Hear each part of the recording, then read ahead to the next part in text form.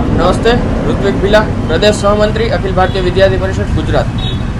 હાલમાં આપને ધ્યાનમાં હશે કે 12માની એક્ઝામ પૂર્ણ થઈ છે અને કોલેજમાં એડમિશન માટે જીકાસમાં એક ફોર્મ ભરવાનું આવતું હોય છે.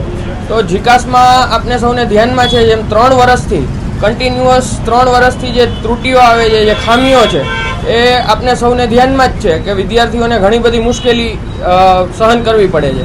તો એક આપણે 3 વર્ષથી આ સરકારને અનેક આવેદનપત્રો આપ્યા અને આંદોલન પણ કર્યા, પણ હજી સુધી કોઈ નિરાકરણ આવ્યું નથી. તો હવે આપણી સરકાર, રાજ્ય સરકારને એક અમારી અખિલ ભારતીય વિદ્યાર્થી પરિષદની માંગ છે કે પ્રાઇવેટ યુનિવર્સિટીઝ છે જેટલી, એનો પણ જીકાસમાં સમાવેશ કરવામાં આવે.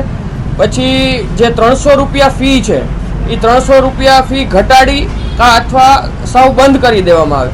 અને એક મુખ્ય માંગ એ છે કે બહેનો માટે જે 300 રૂપિયા છે એ સાવ નિઃશુલ્ક કરવામાં આવે. તો આવી 3 માંગો સાથે અખિલ ભારતીય વિદ્યાર્થી પરિષદ રાજ્ય સરકારને પણ દીધું, શિક્ષણ મંત્રીને પણ મળવાનું થયું.